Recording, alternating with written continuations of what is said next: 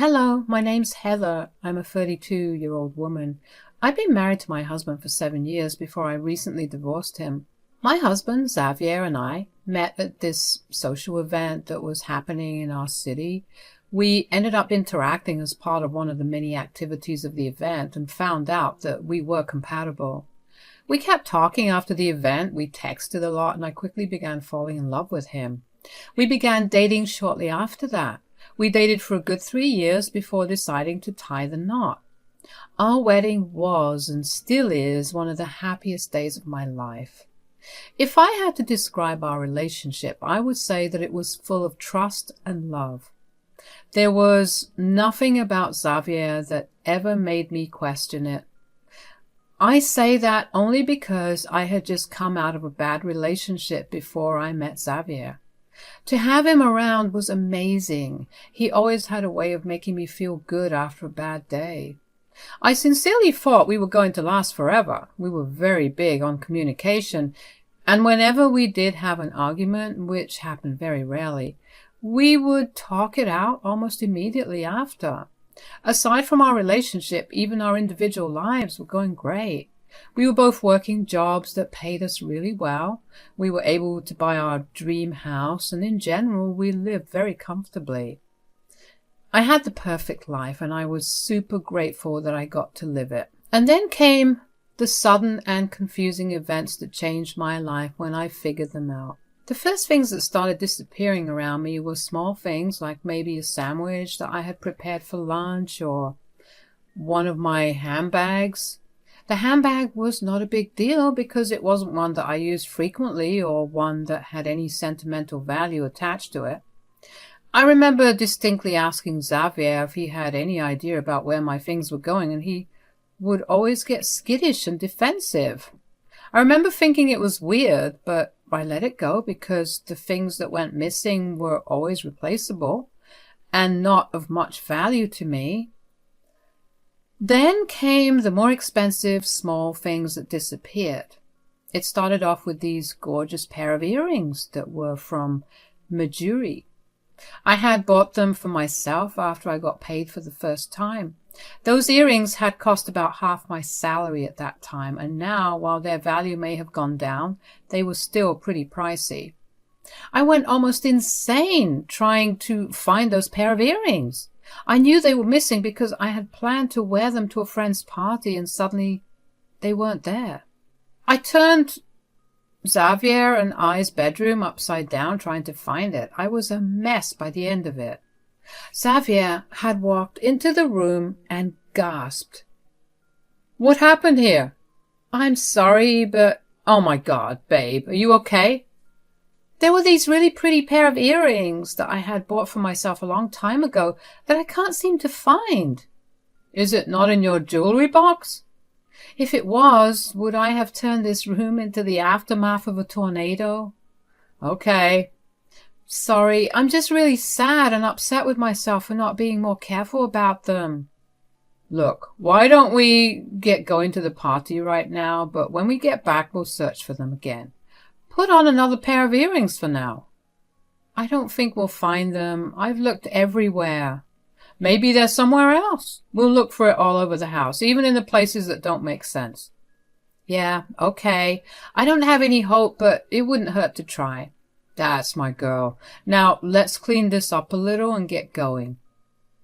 The thought of even asking Xavier if he had seen my pair of earrings had never crossed my mind at that time, because I just didn't see why he would have seen it or taken it anywhere. We searched for those pairs of earrings for the next 3 days. We turned the whole house upside down and we found nothing. I cried and cried that I had lost them. It felt like I had lost an important signifier of my accomplishments. Xavier held me and comforted me. Eventually, I managed to get over the feeling of loss that I had. I kept a watchful eye over my things after the incident, though. I couldn't risk losing any more important things. However, I still began to lose my things, especially my expensive jewelry. I felt like I was genuinely going insane because how could my own jewelry go missing in my own house when no one ever came over? The more I thought about how my things were going missing, the more one doubt began to grow. What if Xavier was stealing from me? But I couldn't think of even one reason for him to do such a thing. I kept thinking about his behavior since my things started going missing too. He was evasive at first, but then he turned to comforting me. But as more and more things began disappearing, the more distant he got. He'd see me panicking or even upset about my missing stuff, and he would just ignore me. I tried my best to ignore my growing suspicions, but I just couldn't. So one day, while he had gone out of the house to run some errands, I decided to go through his stuff. I went through his wallet, his clothes, and even his laptop, but I found nothing. I felt a little relief, but the nagging feeling that Xavier was involved still didn't go. I was relieved that I didn't find anything, because I didn't know how I would have reacted if I did find something. But not finding something did not mean that Xavier could not have taken my things. I decided to just let things be for a little while. I kept all my expensive things in the locked drawer, and I kept the keys with me at all times. There was going to be no way for my things to go missing. I hadn't checked on my things in a long while, so one day I decided to check on them again, and that was when I noticed the necklace that my mother had gifted me on Xavier and I's wedding was missing. I was livid at that point. There was no one at home to take any of the things in the drawer. Hell, there was only one person who knew where my things were. I knew my plan wasn't foolproof, considering my keys wouldn't have been on me when I took a shower or even when I was asleep. To think that Xavier would actually go through my things like that and do God knows what made me really angry. Xavier had been at work when I found the necklace missing. A part of me knew that even if I confronted him, he would have denied it, so I decided to make a purchase while Xavier was away. I bought a security camera to put into our room. It was one of those hidden cameras that hid in plain sight because they look like an everyday object. With a backup plan in place, I decided to confront Xavier when he came back home. I need to ask you about something. Oh, what's wrong? So, you know how I've stowed away all my jewelry in the locked drawer? Yeah. Well, the necklace my mom gave me at our wedding is missing. Did you misplace it? I know I did not, because I haven't opened the drawer in a long time. All right. So I wanted to ask you if you know where my jewelry is disappearing. Are you accusing me of stealing your stupid jewelry? I didn't accuse you of anything. I was just asking. No, you know what? I've been nothing but supportive of you. I've comforted you when you cried over that junk, and this is how you repay me? Xavier, no. What use would I have for your ugly jewelry? First of all, calm the hell down.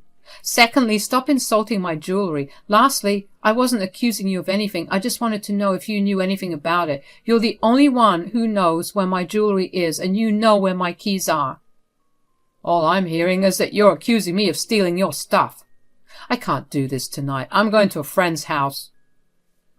With that, Xavier left the house. I was baffled. I mean, did I want to directly ask him if he was taking my things? Yeah, but I knew that directly asking him about it would not have ended well. Turned out that asking him indirectly didn't work either. Xavier's over-the-top reaction did send alarm bells ringing in my head. If he was truly innocent, then he wouldn't have reacted so intensely. He would have heard me out and tried to figure things out. The more I thought about his behavior, the more suspicious I got of him. I knew I needed to snoop around a little more, but first I had to keep up pretenses. I couldn't have Xavier get suspicious of me for not trying to get him to come back home. So I texted him a bunch and called him a bunch, all of which did not get any responses. I knew he saw the messages, but he never replied. I knew I had done enough and that he wasn't coming back home that night. That gave me ample time to snoop around. The first thing I did was go through his laptop. I looked through his search history and found nothing, although all of the searches were fairly recent ones, and nothing from the past month and before was there. He had cleared his search history. That made my suspicions only worse. Then I decided to go through his bank statements. Thankfully, he had everything logged in and saved on his laptop. When I checked how much money he had in his account, I was shocked to see only $20.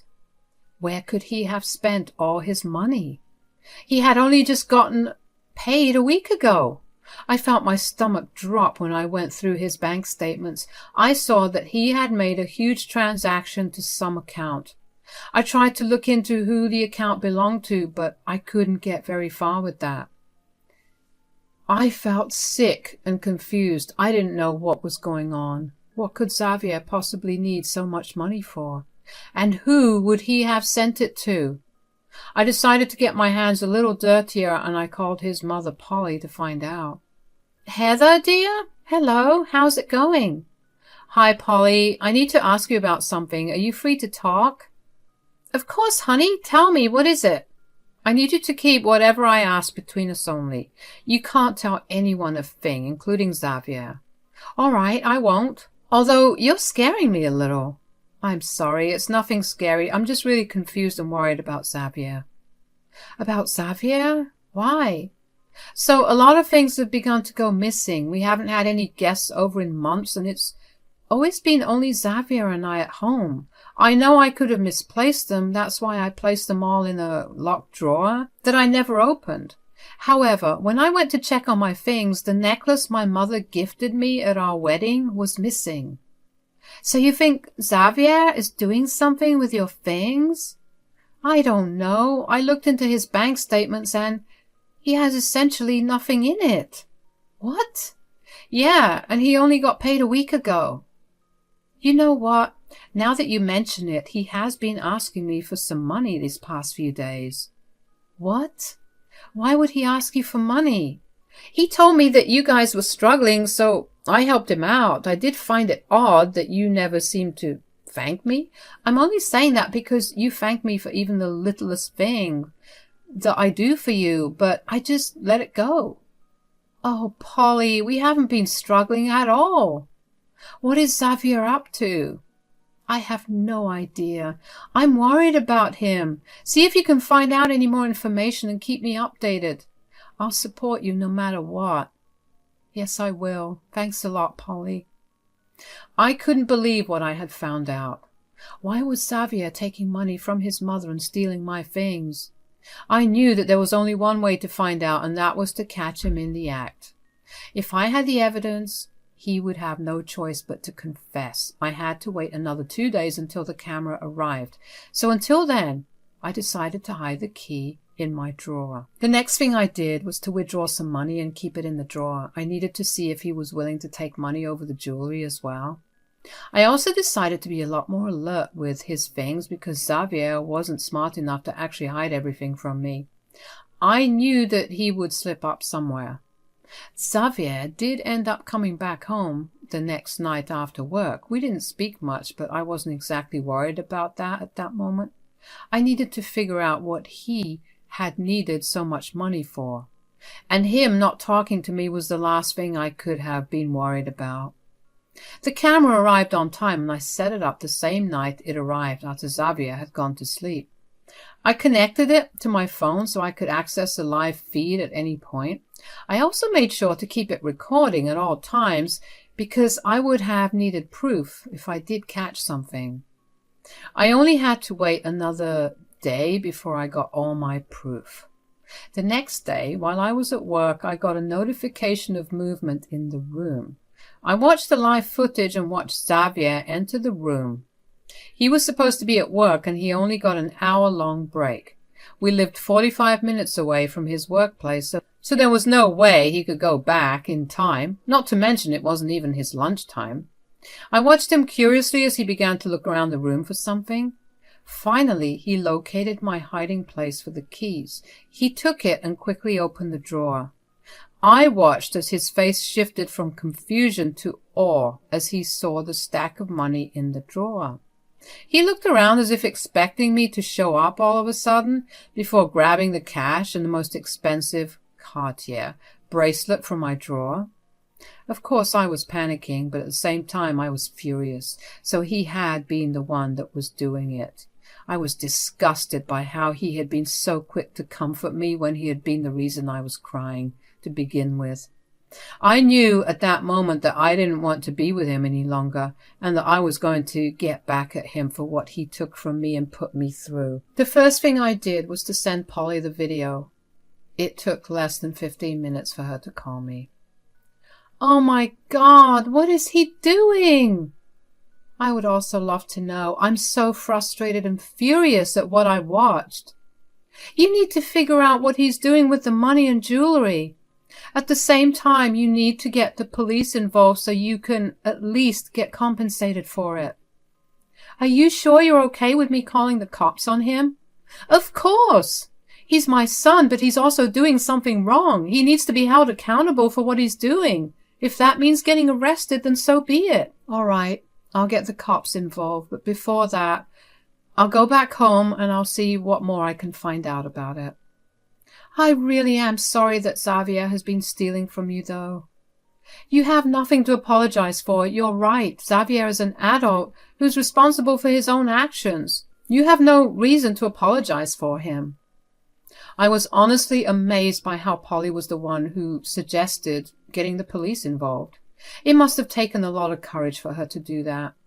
I clocked out of work way earlier than I usually do and headed back home. When I got there, I decided to go through everything that was Xavier's. At first, I didn't find anything. That made me really frustrated because I knew that Xavier wasn't that smart to cover all his tracks. I know I'm being mean, but seriously. The man was stealing from me even after I had already discovered that my stuff was going missing. As a last resort, I decided to go through our laundry. I picked apart my clothes from him and began going through his. Finally, I managed to find a piece of paper in one of his pants pockets. It was a receipt from a store for one of my necklaces. I did a bit of research and found out that this shop was a pawn shop, so he had been selling my jewelry there. But why? I knew I needed to find my answers immediately. I went down to the police station and told the police about my issue. They suggested that I get a lawyer and deal with this situation with the help of legal aid. So I did just that. I told Polly about what the police had said, and she told me she had a friend who was a lawyer. She connected the both of us, and I told the lawyer, Bella, about my predicament. She suggested that I file for a divorce and confront him about it as well. She asked to be present during the confrontation. I decided to get the divorce papers first, so that meant waiting for a little while longer. I was okay with that. More time only meant more proof. The time I spent waiting for the divorce papers to get into my hands, I kept a watchful eye on my things. Thankfully, Xavier hadn't stolen anything from me, until he did on the same day that I got the divorce papers in my hands. I called up my lawyer, Bella, and we headed to my place after work. Xavier wasn't at home. When Xavier did get home, he looked confused. He asked me who was with me, but before I could answer, Bella spoke up for me. "I'm Heather's lawyer." "Lawyer? Why does she need a lawyer?" "Because we have proof that you've been stealing from her." "Stealing? Heather, is this about your stupid jewelry?" "Yes, it is about her jewelry and money that has been stolen." "Are you seriously blaming me for this?" "What would I get out of stealing from you?" "That's what we want to know as well." "I didn't do anything." "Well, here is a receipt of the necklace that belonged to Heather being sold to the local pawn shop. It was found in your pants pocket." "Seriously? This proves nothing. How do you know it's her necklace? All the receipt contains is a description of the necklace, and I hate to break it to you, but a lot of necklaces are gold and long." "All right, here is video proof of you stealing from Heather." This? Heather, you recorded me?" "You will communicate to her through me from now on. Here are the divorce papers. We expect you to pay full compensation or we will go to court about it." I can't do that." "Why is that?" "I spent all the money."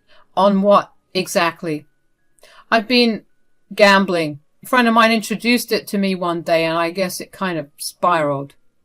"I see. So you stole from your wife to enable your addiction." "I'm sorry, Heather." "We'll see you in court, Xavier." It shocked me to hear about Xavier's gambling problem. I couldn't believe that he had indulged in it, knowing just how risky it was. Not to mention he stole from me and even comforted me when I was upset about my things going missing. I was also really angry at him for putting me in a position like that to begin with. If I hadn't caught him, he would have only stolen more and even put me in hot water financially. Xavier texted me several times after that, apologizing for his mistakes. He begged me not to leave him, but I saw no point in being with someone who was so comfortable with stealing and lying to me.